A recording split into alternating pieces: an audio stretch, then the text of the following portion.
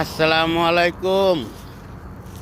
আমার কলজার ভাইয়েরা বোনেরা, কথাটা শুনিয়া যাইবেন।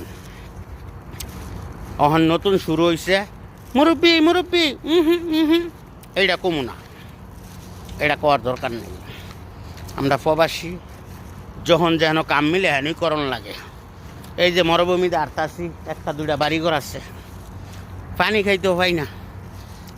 রাস্তার ভিতরে গেলে পানি খাওয়া যায়, নাহলে পানি খাওয়া যায় না। কি কষ্ট! মাছটা শেষ হইলই চিন্তা, কিস্তি আছে, বুঝেন না? যেন কাম করন লাগে, ডিউটি শেষ করে ও গিয়ে একটু কাম করন লাগে। মনে করেন মাস শেষে কিস্তিটা দেওয়ান লাগবো।